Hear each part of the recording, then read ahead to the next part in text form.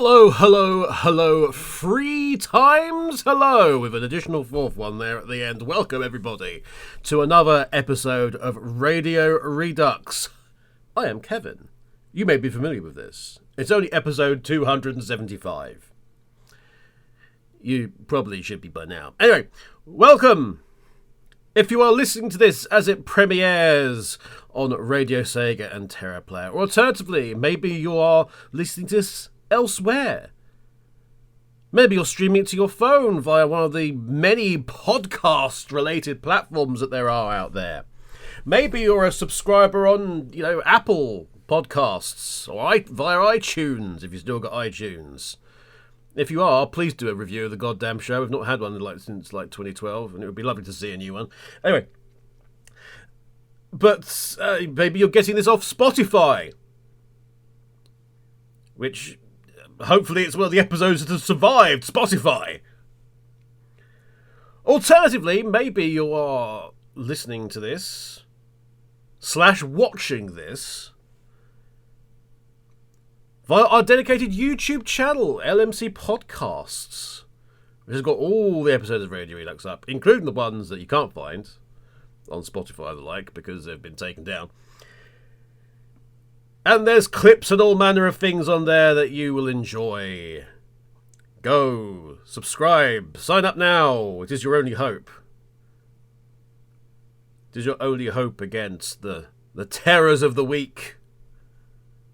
On this week's show, we are continuing the multi-part discussion between Urtheart, Skyblaze and Viper about their personal favourite soundtracks. And as you would expect, both of them come into this with such a wealth of knowledge about music and soundtracks for video games, and have probably heard more video game soundtracks than most. The next part of the show, next part of the sequence, which is actually parts 2 and 3 together, because with the music taken out for this, it's actually quite a lot shorter. So with parts 2 and 3 together, you're going to hear some probably games you've never heard before being discussed. But it's an excuse to learn and listen to these guys talk passionately about video game music. Depending on how things go, I might see you at the end. But if I don't, do settle back, enjoy the ride, and see you soon. Radio Redux. Okay, Viper, you're number 4. Definitely one suffering from recency bias, but I already had an affinity towards its original soundtrack anyway, and I know not everyone feels the same way about it, so I can also see this one being a bit controversial, but recently I've been, having now played the game, I'm super into the soundtrack of Persona 3 Reload. And yeah, that's fair. Like I say, this is one that stirs a lot of people, because when the music first started coming out online ahead of the game's release, a lot of people felt it didn't have the same energy and I don't know, vocal stylings of the original as well. And initially I actually felt the same. I didn't like it all that much, but over time it's definitely grown on me to the point where, like I say, it's most likely recency bias as to why this is at number 4, but it's been in regular rotation. This passes the phone test for me. This has mostly not left my my headphones when I'm out and about for the last 6 months, and I already liked the originals, and it's just given it that new kiss of life as a result of some tracks are just minorly redone with a new vocalist and things like that, but other tracks are completely, they're the same, you can tell from the beat and everything like that, but they've been add a whole fresh coat of paint, new colour, everything like that. They've really given a lease of life, as well as all the new stuff that's in there to accommodate. They've all gone through a remastering process. Yes, they have, and that's the bit that's controversial. Everyone seems to be able to agree on the new stuff, but even the remasters either sound different enough or radically different. There's 2 ends of the spectrum for the remastered tracks, and I'm personally in favour after having sat through the game and listened to the soundtrack a number of times, so it comes with a strong recommendation for me. Even just if you were to separate it out into the new stuff and the old stuff, I'd still say I'd stick with this side. So, yeah, I don't know how to elaborate on this one too much, really. I think it's one of those ones that does the talking for itself a bit more than I could ever talk my way around it personally.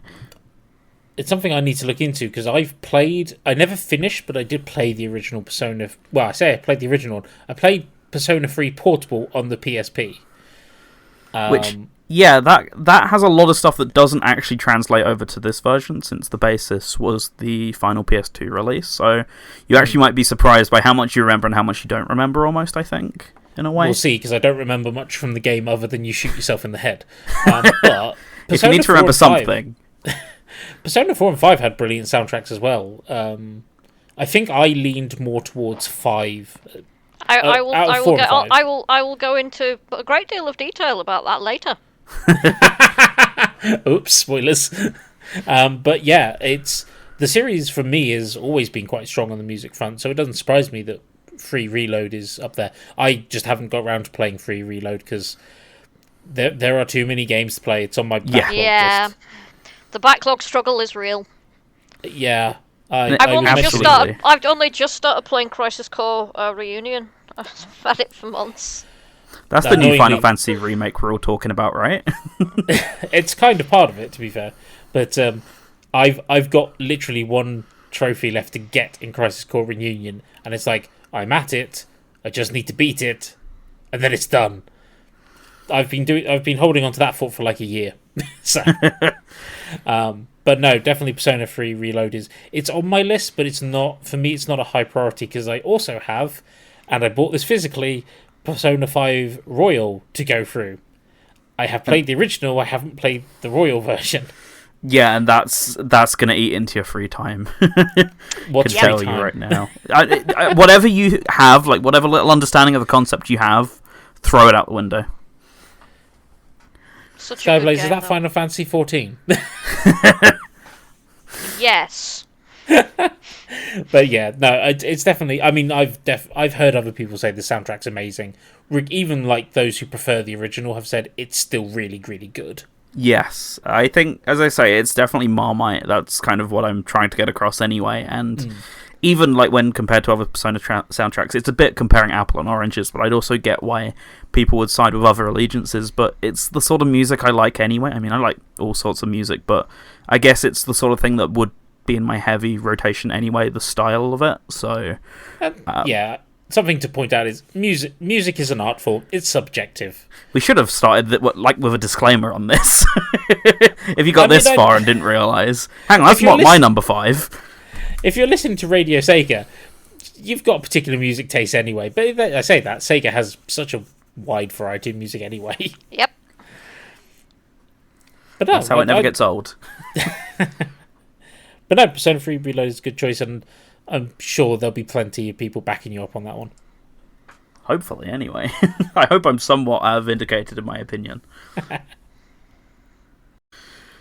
Skyblaze, you're up.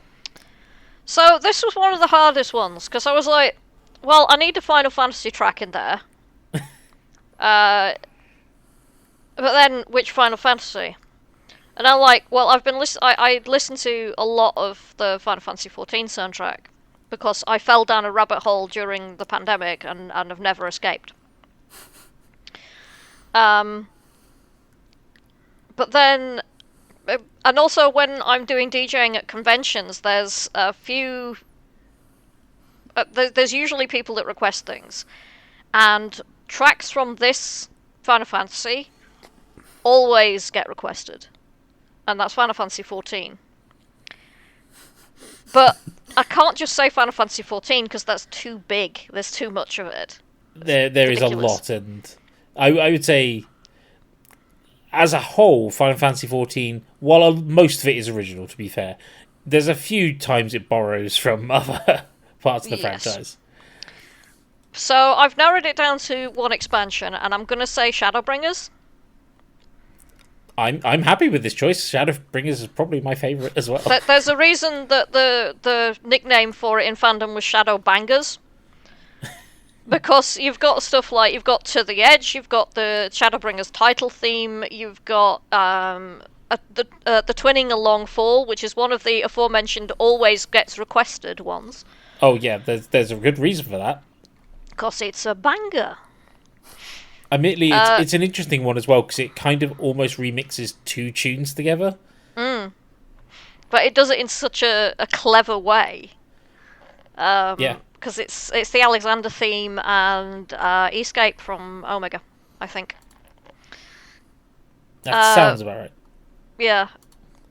But there's also the ones that will just, like, rip your heart out of your chest. I mean, things like Neath Dark Waters. And,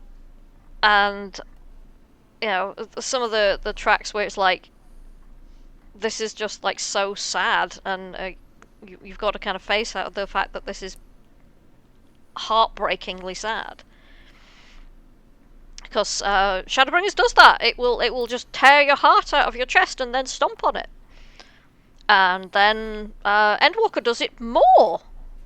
Why do I play this game again? Because you love it. Right? Yes. I will say my favourite track is actually Insatiable. Oh, Insatiable's great. Oh yeah, the first time I heard that on the final boss of the first dungeon, it was instantly just, no, I love this game. You've earned my money already. Yes. Shut up and take my money. I already had it. Yeah, well, yeah. But also Civilizations, which is the theme from the daytime theme from Raktika Greatwood, also known as Lahi. Yep. Which has become a meme into and of itself, which is hilarious. Are we including the post-patch stuff as well? Because then we've got the really nice remixes from later as well. Yes, sure. which ones are you referring to? I mean, we're talking about the Final Fantasy VIII remixes. No, I'm actually thinking of the remix from 14, like Big Fat Tacos. Oh, yes. Right, to explain to people that don't play Final Fantasy XIV, Hi. there is a track called... yes, hello, Viper. There is a track called Ultima Scions and Sinners, which is a remix of an older theme from earlier in the game. The actual lyrics are Beat the heart of Sabik, the heart of Sabik, the heart of Sabik. But because it's, like, slightly distorted, what people heard was big fat tacos, oh big fat tacos, oh big fat tacos, so big. I am not making this up. Nope. In fact, we can put it in. You can listen to it for yourselves. Yeah, I'll put that one in. I'd also like to point out, and then Square Enix spent, so you like big fat tacos, do you? And the joke is referenced numerous times in Dawn Trail, which is the most recent expansion. Yep. That's incredible, to be fair. And even the, one of my favourite tracks is from the Bolster area. Oh, Gangos. Yeah, Blood on the Wind. Yeah, Gangos is great. Yeah. There's also a bunch of tracks that I can put on when I'm in the bath. Stuff like Sands of Amber from Armorang. The aforementioned Full Fathom 5 and the aforementioned Neath Dark Waters. Really nice, kind of relaxing soundtracks. But yeah, it's got everything. It's got, like, massive heavy metal bits and like, bits that will tear your heart out and bits that you can just kind of chill. Which is why it is my number 4 pick. I agree. This is my favourite soundtrack out of the Final Fantasy XIV ones. Other than stuff that's borrowed from other Final Fantasy games. I am a bit of a sucker for the 12 soundtrack, which is used quite a lot, actually, in that expansion. Yes, it is. But no, I got there's some pretty good remixes of the ones from 8, actually. The Extreme, the version of the Extreme they use is pretty good. Yeah, I think they remix three tracks. What's it called? The Overworld theme. They use. That's probably playing in the background because that's that one. Yeah. That's really nicely done. That's actually on my phone as well. I didn't include this one just because Bluefield. Bluefield. That sounds right. Yeah. Yeah. This one kind of fell off a little bit for me because I was like, I don't know if it's just whether I just like that soundtrack or it's the whole of 14. But I definitely agree that I think Shadowbringers is some of my favourites. Definitely the more battle themes and stuff, and Insatiable is by far my favourite track of the entire game. So, nice. Well, I'll roll on to my number 3 then, and this is the one that has never been officially released. I got my soundtrack initially by recording it myself from the game, because they do have a sound test that you have to unlock for each level. I then later found someone who did like a really good game rip, so I just stole that one. You can probably guess what company did this one.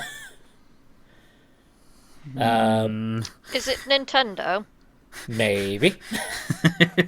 However, this is a soundtrack for... now, admittedly, it's a soundtrack for a series that I think is one of Nintendo's best ones, but gets not that much love because it's not a Mario game per se, and it's none of their other big franchises.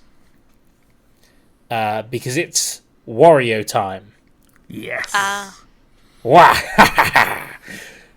But which Wario? I mentioned Wario Land 4 already, and as much as I like that one, I do think Wario Land Shake It, or the Shake Dimension, has such a wonderful soundtrack. Again, this is one where it's just, if you put the entire soundtrack on for me, I'll listen happily. I definitely have my favourite tracks, but one of the things I love is that I think the soundtrack throughout the whole game just fits every time that it's put on. And even like I've watched a couple of people let's play this, and one person had like a they were like, hey, I love every piece in this soundtrack except this one level where I think the music is too slow, but everything else is amazing. And if you can get a reaction like that out of a soundtrack, you've done pretty good. Yeah. Pretty much every basic level has its own unique soundtrack. The thing is, there's like a load of secret levels where they reuse themes. So it's not just the soundtrack they reuse, they also use like the level theme. So, example, there's one level that's based on a train, and then there's another secret level which uses the same train gimmicks. So it reuses that music. But what they usually tend to do is, because all of the soundtracks are in two halves. You have the basic level when you're just running through, and then you have the return journey. So when you get to the end of the level, you free a Myrtle, and then you have a time limit to get back to the entrance, and you'll get like it's not a remix, it's basically a new piece, but in a similar style, but sped up. And yeah, like the whole soundtrack's great. There's a few like remixes in there. Someone pointed out the first level must be a remix. I don't think it is. I think it's the origin of Wario's theme that then gets reused in Smash Bros. For his victory theme. There's like do. That I think came from the Shake Dimension or Shake It. But was it Glitzville is actually a remix from a Wario World level, I think maybe of the same name. But my favourite track in it is Mount Lava Lava. It is a really cool, like, part swing, part electric guitar. One of the things I really love about the soundtrack is it just uses every instrument you can imagine, and it'll always mix some interesting combos in. So, like, Mount Lava Lava's got some wah-wah guitar alongside trumpets and stuff. Glitzville has kind of swing and electric jazz mixed in with it. And it's just a massive... It's a beautiful soundtrack, and if you can find a way to listen to it, I genuinely suggest you listen to it. The game is also great, but good luck playing that because it's a Wii exclusive. They tend to be like that. I know what you're saying. Well, it's one of those things where it's like, Nintendo have released some soundtracks through the years. This wasn't one of them, but I suspect that's because it was made by Good Feel Inc., who I think also did stuff like Yoshi's Woolly World and stuff. One of the things that annoyed me the most was like when it was released was I read the Nintendo official magazine review for it, and it's like, okay, it's a silver. It's like, why? And it's like the negative remark was it should have been a Mario game, not a Wario game. Huh? I was like, that's not a criticism. But they purposely demarked it down 1 because of that. And it's just like... Oh, yes, because the Wii famously didn't have enough Mario games. Yeah. But yeah, I think Wario's a better protagonist anyway. I'm not willing to fight you on that. That's probably correct. More personality, and I love the fact that, he's not quite invincible, but he gets different gameplays by just abusing him. Almost. Yeah, Wario Land, Shake It, / the Shake Dimension, depending on where you lived. I will also say one of my favourite things about this game is one of the adverts they came out with it for YouTube. Oh, the YouTube page thing, right? Yeah, so you can't view it anymore, I don't think, because it requires Flash. Oh, yeah. But essentially, it was an advert where you clicked on the YouTube link and you saw the video, but the gimmick of the game is that Wario can smash the ground and create a bit of a quake. But on that YouTube video, every time he did it, things on the page, on the UI, would start falling off and breaking apart. And just like by the end of it, everything was just on a pile on the bottom of your screen, and the video was just about hanging on by a thread. Remember when the internet was fun? Yeah, I know. But no, this is still... This is genuinely a soundtrack, I would say. It doesn't matter if you've never played the game. Listen to the soundtrack. It's brilliant. So yeah. Wario Land, Shake It / Shake Dimension is my number 3. Viper. Your Okay, turn then. So my one might be familiar to the Radio Sega audience more than anyone else. I might be throwing one out of left field a little bit for others who might have no idea what I'm talking about, and that's fair, but maybe it'll be relevant again in a few months because game's not been re-released since the PS3, but is due one in 2025. They've gone kind of silent about when it's going to get re-released. But my game of choice here for number 3, and this was one that just came immediately to mind, no thought whatsoever. Another recent favourite, because I only discovered it a few years ago, but Momorican has been cursed. And originally started off as, of all things, a Naomi arcade title, which is the hardware that's comparable to the Dreamcast. Just. Yes, exactly. There you go. I did an entire episode on this. Which you, Hello, you should yes, listen to, blatant of course. plug. Which of course you should listen to. And I did an entire episode. In fact, I did 2 on this game. If you'd like to hear more of its music after a potential teaser or whatever during the episode. But it's notable for being a Naomi game in... Well, if you know anything about the Dreamcast, it died a long time ago. So it was, 2009? 2008? No, 2007, I think-ish, for this game. So very, very long after both the Dreamcast and the Naomi became irrelevant. So to give you a perspective, it was then on the 360 and PS3, just to prove to you how irrelevant this arcade hardware was when this game came out.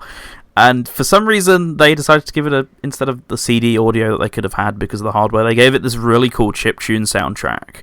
And that's mainly what the game, for a lot of people, becomes memorable from, because otherwise it's a pretty good shoot-'em-up, but nothing that's not been done by other games before. But where it really excels is its beloved soundtrack. And I'm specifically talking about the Naomi version here, because one of the cool things they did is every time they re-released it, they actually gave it a new soundtrack. So I don't know if that tradition's going to continue into 2025 with the Switch, PS5, Xbox Series, and PC. They've said it's going to be on.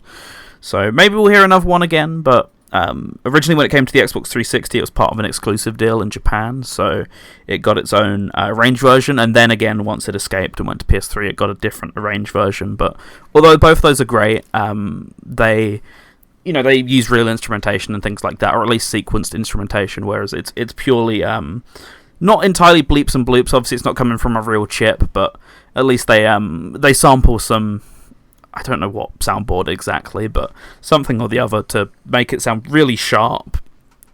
And I've got a lot of love for it. I couldn't really pick out a favourite track because there's a lot of good ones, and like we were talking about with Mega Man earlier, a lot of my memories of it interconnect, with Mega Man Zero, it interconnects with both the arranged versions, and like they've also done arranged CDs, which have their own sorts of versions on them as well. So a lot of my memories go back and forth between the slightly up-resed versions and the original versions as well, but if I had to pick which one barely eked it out, it would be those original chiptune mixes. But yeah, otherwise the game, as I say, is perfectly okay, but it's really carried by a fantastic soundtrack, and one I'd recommend seeking out if you've never heard of the game before, like most people. So I imagine not too many people have too much to say about it, even in the chat room after the fact, but I always thought it was worth mentioning, at least to me, because it's left its mark on my sort of listening habits and taste and all that in the last couple of years. It's all good. Hopefully, if they do get this re-release version, maybe it'll include all the soundtracks. I think the PS3 one had the option between all three, so as long as they keep that, then that's the best of all worlds, and then maybe a fourth if they're feeling so daring. Who knows? Yeah, why not make a new version just because then you can sell another soundtrack CD.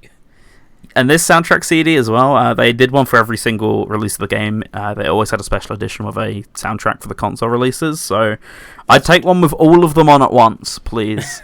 That would be perfect, thank you. He would also like the moon on a stick.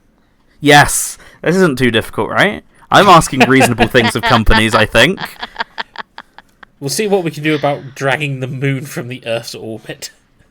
Well, there's now like movements that suggest that Skies of Arcadia might be getting a re-release or a sequel, so, impossible things might be happening.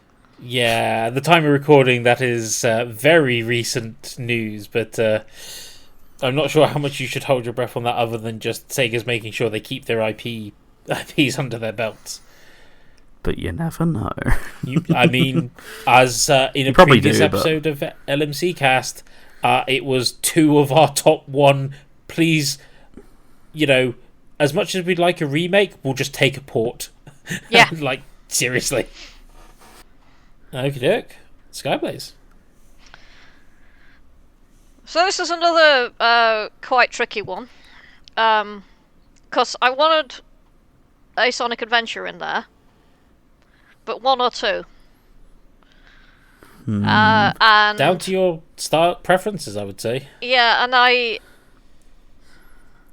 Greyfall, my husband, persuaded me to pick Sonic Adventure 2. I wonder why. It is a complete mystery. We shall never know. But yeah, the thing I said about, I did this with both of the Sonic Adventures, but when I heard the tunes played on the start screen, and I just reached over and restarted my Dreamcast so I could hear it again.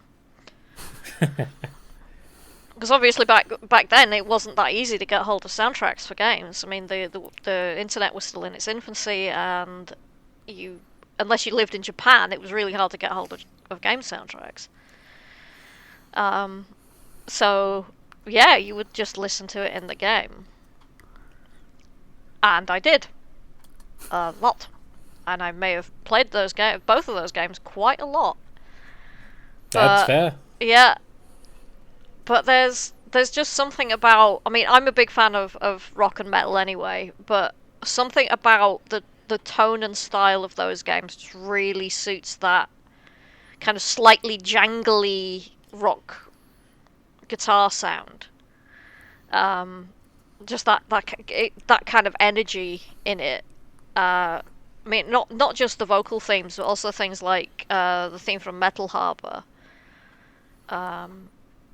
On Prison Island, and and especially Escape from the City. Escape from the City is just such a good song. And again, when I'm DJing, nearly always gets requested. There's that and Live and Learn nearly always requested.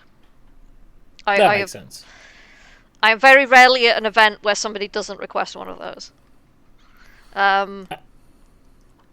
I think one of the things I really like about Sonic Adventure 2 over Sonic Adventure 1, though, is the fact that almost each character has their own style of music that just permeates through all their levels and their main theme. Yeah, I agree. It's a really nice kind of touch that gives it it adds an extra dimension to the characters, I feel. Yeah. What else was I going to say? I have lost my train of thought. Train of thought has derailed. Train of thought has derailed at Station Square.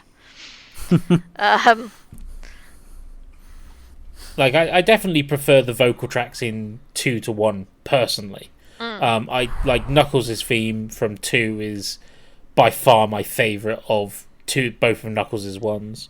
There are definitely some tracks in Sonic Adventure 1 I really like. I'm trying to think what the final Eggman level's called. Final Egg? That's probably it. And then you've got a couple tracks within Final Egg just to make things more confusing. Well, I think that's the other thing is, like, they did a good job of making each area have a theme in that. But obviously, the themes were for the areas, not for the levels. So characters would share themes despite them having quite different gameplay, almost. Yeah. Whereas the thing with Adventure 2 was, because every level was individual to a character, they could very much mould the soundtrack to those levels much better. We also had some pretty epic villain themes, because there's Throw It All Away and EGGMAN, which are both fantastic. I mean, there's a reason why when the Sonic 3 movie was announced and Shadow was going to be in it, and across the entire internet everyone was like, Live and Learn must be in this or we riot. Yeah, that's true. Although I will say I'm not massively impressed by the version of Live and Learn in it. I thought it was quite good. I thought it was it blended quite nicely with the rest of the theme and tone and the music style of the film. Although I don't know if it's something I would listen to in isolation, but it was still. Yeah, I think that was the issue. That's the Sonic film soundtracks in a nutshell. I think though. It was weird though, because I remember looking through all of the soundtracks, all of the stuff they borrowed from the game soundtrack-wise in the credits, and was like, I don't remember hearing that. Yeah, apparently Escape from the City's in there somewhere. I'm like, yep. Where? It's like very subtle little bits here and there. They'll just like slip into an otherwise completely different composition or whatever, I think. Yeah. But I think that also shows... I think it shows the impact of how much SA2's music really did have on the series. I mean, heck, we've had how many more remixes of Escape from the City since? Some. In the games, not many, honestly. Like, at least 2. You got 2 from Generations. Oh, yeah. That's true. You get way more on the albums, weirdly. Yeah. Yeah, that's true. Well, we talked about Persona 5 earlier. You've got the Persona 5 vocalist doing one exclusively for a 30th anniversary album, for example. And Shadow Generations just had one on its soundtrack, I believe, that wasn't actually in the main game. I think it is, but it's used as part of a cutscene. You don't hear the whole thing. Oh, is it? I didn't even realise that. I think. Don't quote me on that one. I'm pretty sure it's like, when Shadow meets Sonic, I think there's a bit of a snippet from it from there. Okay. And then it goes into the battle theme that you're used to. But because I'm guessing they composed the whole thing and then didn't use much of it, was my guess. Yeah. But yeah, no, I mean, this is definitely like... I wanted this soundtrack so bad that the copy I have is a pirated one, but I didn't care because it meant the same one. I just wanted the music. I didn't care. Is it the one younger then? Sorry, go ahead. No, I was a lot younger then, though. So. Is it the one that comes with all the really cool posters and that is actually very impressive for a pirate? Yeah, I think so. Yeah, same one then. But yeah, sorry, Skyblaze, we took over your slot. That's alright. You all made very good points. But yeah, it is such an iconic soundtrack with so many incredibly iconic and instantly recognisable tracks. And has kind of dictated the way that soundtracks in the wider Sonic franchise has worked out going forward right to this day. Yeah, definitely. So yeah, that is my number 3 pick. Excellent. Well, let's keep on the Sonic train then, because my number 2 is the Sonic soundtrack. But I have thankfully picked a different one, so no repeats here. Anyone want to guess which one it is? Chronicles. No, and somewhat thankfully and unfortunately not, because A, I don't have that soundtrack, and B, I don't think I want to make people's ears bleed. Such a waste of potential. Well, my second place choice was Sonic 3, which was my favourite Sonic. It's a good it's a good shout, and I really do love the remix they did for Smash Bros. But no, mine is the one that most people usually go, "Oh yeah, it did have a soundtrack." It's a shame we never got to hear more than one piece in some of the levels, though, because it repeats so often. I think Sonic Viper's got CD? it. No, Wow. I mean, I want to be sure, but go No. ahead, I guess. go for the guess. No, you said One Piece, so I immediately assumed Sonic and the Secret Rings. No, but I do quite enjoy the music. No, if I said the Werehog theme, Oh, yeah. Sonic Unleashed is genuinely my favourite soundtrack. It's the one that I definitely have the most tracks on my phone from the Sonic series that I play. And that does include the Werehog theme, because I quite like it. And you I can do listen to agree. more than 2 minutes of it when you actually play it on your own time. Yeah, it's got a lovely drum solo like in the middle of it as well. Yeah, it's like 6 minutes, isn't it? And you never hear Oh, more yeah. than about 2 minutes maximum, I think, of the game. Mostly just 30-second snippets. Yeah, unless you're like really bad at the combat. But I think the bigger complaint, and I do agree with the complaint, is that a lot of the night levels you don't get to hear the full pieces of those because you're interrupted by the Werehog theme, battle theme so much. But those pieces are just universally beautiful, in my opinion, across the board. Yeah. I mean, Jungle Joyride is my favourite by far, but Dragon Road is lovely. Shamar Night is just... Yeah. What's the actual name of the stage? I can't remember, but that's just incredible. Arid Sands? Yes, that Yes. sax is lives in my head rent-free. Yeah, I don't blame you. But and the daytime tracks aren't a slouch either. Again, Jungle Joyride it's different and interesting. Dragon Road is lovely, and then you've got the city themes, which are just nice and relaxed. It's all just really good music, and this is one of those ones where it's like, I mean, I quite liked Unleashed. I didn't think it was as bad as people made it out to be, and I also didn't find the final level as difficult as anyone else for some reason. To the point where I think I was the second person to 100%, 100 gamer score in the world. For Oh, it. nice. Sadly, I was beaten out by someone who's far more dedicated than me in America. Probably who didn't have to go to uni every day, but Always the way. yeah. Incidentally, I actually really love Eggman Land's tunes as well. Yeah. And I wish there was like a better remix where it mixes them both together a bit better. Yeah, there's loads of great tracks in this one, but I think you don't really get to appreciate it until you hear... I mean, admittedly, the soundtrack is technically called Sonic World Adventure because it's the Japanese name. But again, this one I did get a proper copy for. It's got a lovely box to it. Yeah, this is one of those ones where I think, honestly, you could just buy the soundtrack and enjoy it. And interestingly...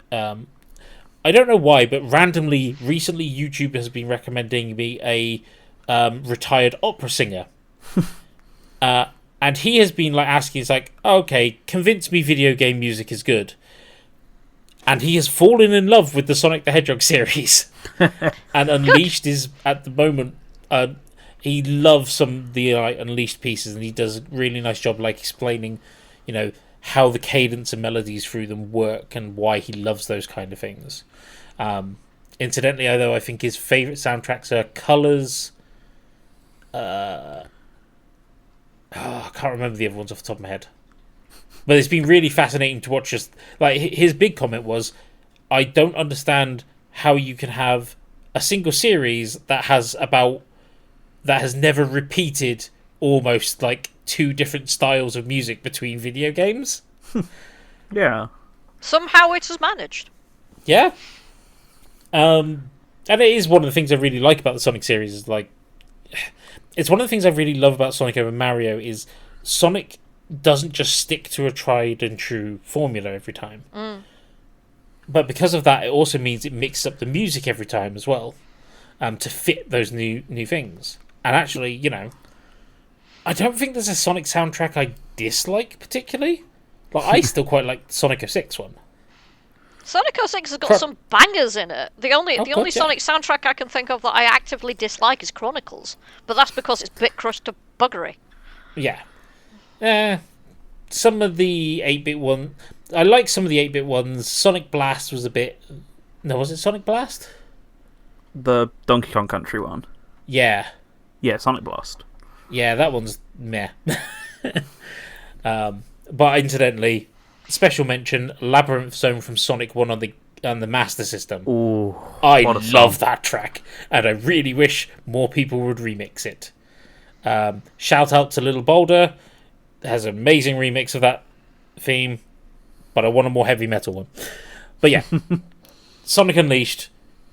I'm going to make you listen to the Werehog soundtrack, Werehog Battle one, because I think, while I'm sure there are people that will be traumatized by it, I do think it's still a really good track on its own. And hopefully now, after many years of you not playing the game, it doesn't give you PTSD. But I'm probably going to play Jungle Joyride as well. But the reason I never got into the Unleashed soundtrack is because it was interrupted every 5 minutes by that battle theme, which I didn't think was that good. And the rest of the soundtrack was much nicer. And I was like, why can I not mod this game so it would just not play the battle theme? That would be great. I agree that I think they should have reserved the Werehog Battle theme for only like mini bosses. Yeah, I agree 'cause with you. It would have flowed a lot better, I think. Yeah. Because the weird thing is you do have like a mini boss encounter theme, so you could have just not composed that one and just shoved the Werehog battle theme into the mini boss. I think thing. you have that one for like the end of the level, and just have the Werehog Battle theme for like any big monsters in the middle of the levels. Yeah, actually that makes sense. Yeah. But the thing is, I love the Werehog Battle theme because I love that kind of jazz. To be fair, I love most kinds of music because I studied music for 3 years. And there's only kind of one type of music I don't like, which is the most common one you'll tend to find on the radio, manufactured pop. Yeah, because it has such a predictable set of stats to it. But yeah, Sonic Unleashed, my number 2. Don't care if you hate it. That's my favourite Sega and Sonic soundtrack. Deal with it. Viper, you're number 2. Sure, and I'm continuing on my trend of talking about game soundtracks that are slightly too obscure for people to really have anything to say about them. So, let's continue with that. And a soundtrack that my main anecdote about is I have a huge CD selection. Like Earth has, I like to get some of these game soundtracks, even if they were only released in Japan and a bit difficult to track down over here. And because of that, every now and then I post a picture of it online, and the resounding takeaway from posting a picture of my shelf once with this CD front and center was, that's a game, why is it in the soundtrack section? And that's because I couldn't care less about the game personally. It's not one of my favourites in its series, but the soundtrack really stands out to me, and because it's of a certain vintage, it means it's Red Book, so therefore the disc serves more as a soundtrack to me than it does as a game. And that game is Afterburner 3, specifically the Japanese version for the Mega CD. Now that's a decent choice, I think. I know this soundtrack. It's kind of worth clarifying, because if you know Afterburner 3 internationally, it's very standard Afterburner fare, and it's still pretty good. I think they made the decision at some point, people won't know the tracks on the Japanese version, so we'll include the iconic ones. So you get all your standard Final Takeoff, Afterburner, etc. on the international version. Whereas, because 3 is effectively, for all intents and purposes, a home port of Strike Fighter, you actually get remixes of these really otherwise short and uninteresting Strike Fighter tracks, in my opinion anyway. You get full 90s Red Book era compositions, and that's almost got its own level of sound to it. If you've ever gone and listened to a Mega CD game or a Saturn game outside of gameplay, you kind of know what I mean. It's just got that feeling that the next generation kind of lost again to it.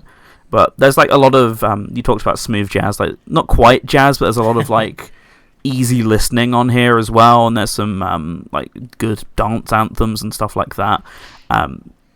And I just tend to really like it, to the point where, as I said, I got the game exclusively to have the soundtrack CD, because whereas the Western soundtracks found its ways onto the Afterburner box that they did for whatever anniversary it was and things like that, and you can listen to digitally.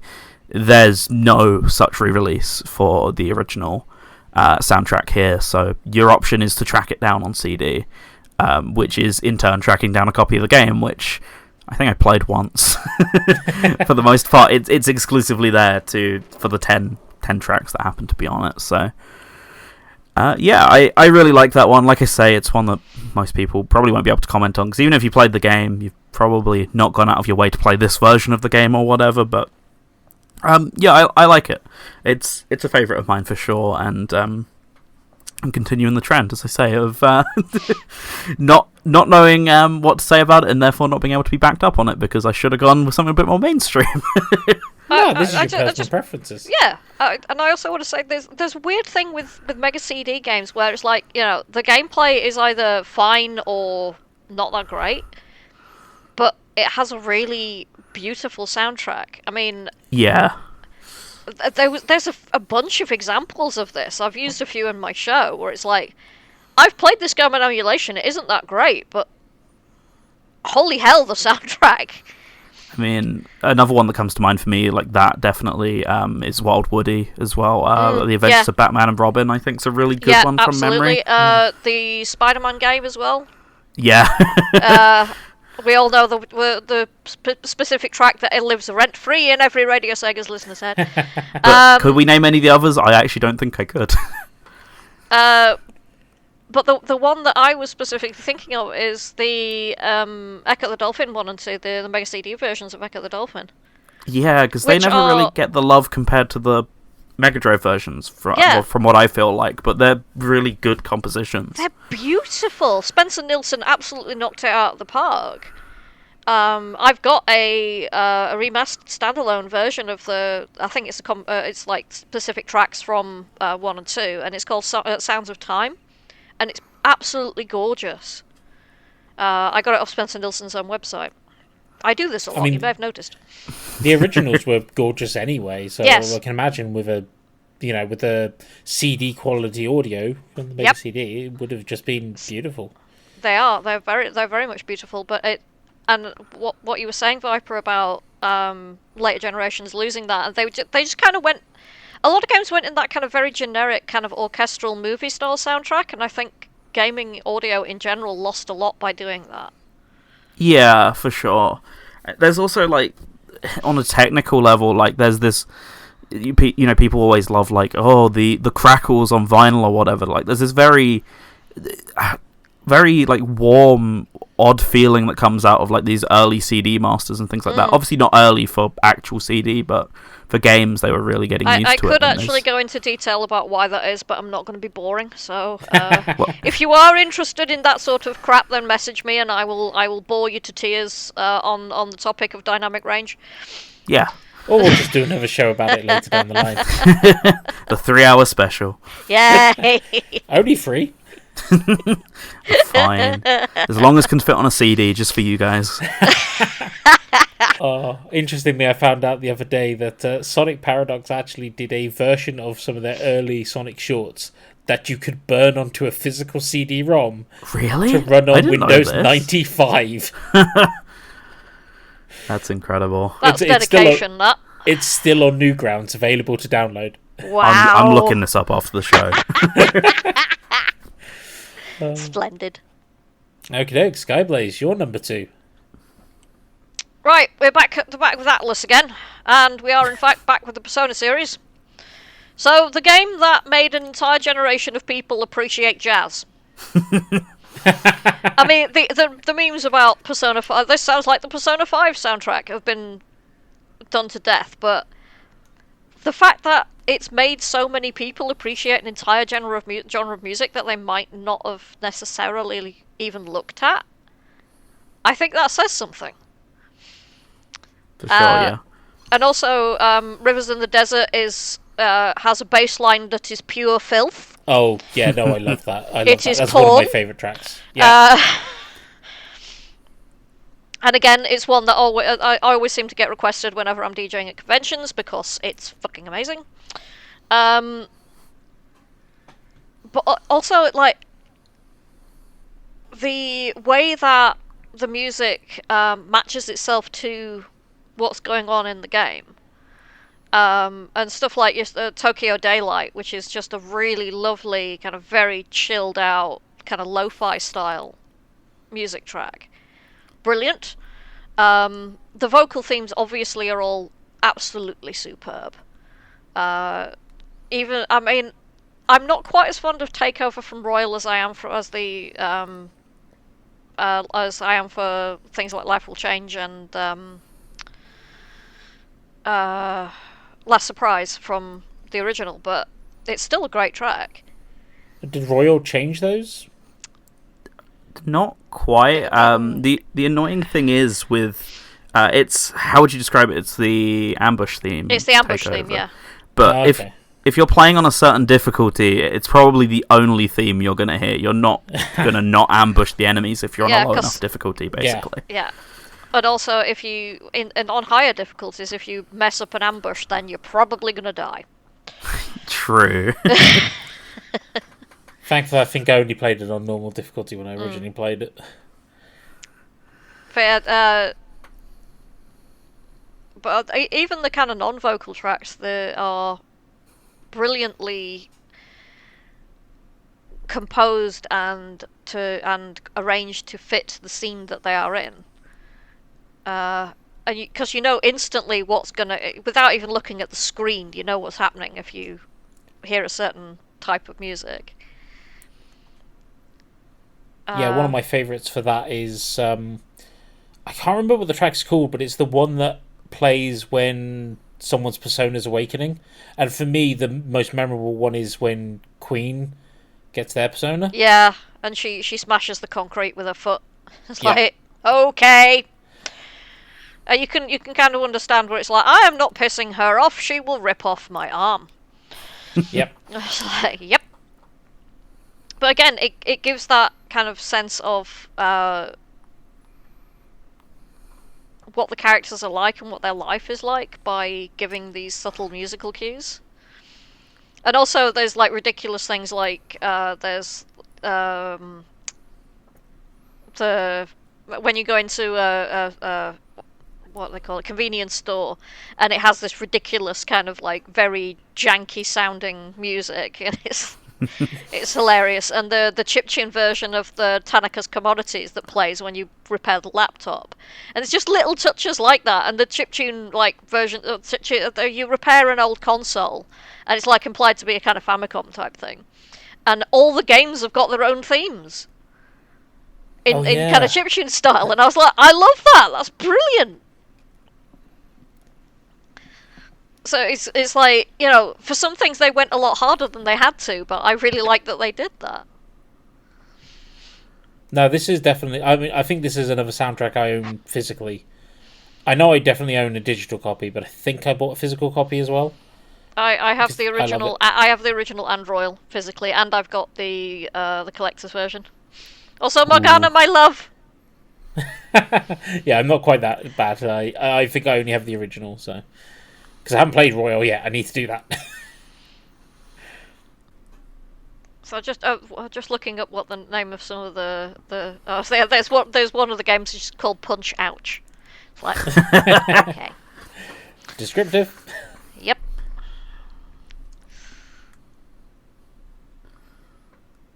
Nah, that's a great choice. I will admit, I think I would struggle between 4 and 5. I'd probably lean towards 5 just because it's fresher in my memory than 4. Though I definitely remember 4 having some absolute bangers as well. Or I should say 4 golden, because I've never played the original. 4 absolutely has some bangers in it. It's just... I'm slightly biased because I like the gameplay of 5 a bit more. Just because there's a lot more kind of quality of life improvements. Definitely. Yeah, so it's... And that just kind of tips it over the edge. But yeah, there's some brilliant tracks in 4 as well. Basically, Atlas do soundtracks quite well, is what we're getting at here. Sonic and Atlas, they're the two things we've universally agreed on, and somewhat Mega Man. Yeah, sorry, I don't have an Atlas one in my list because I considered that Sega. Yeah, it works. For all intents and purposes at this point. Sort of, kind of. Maybe.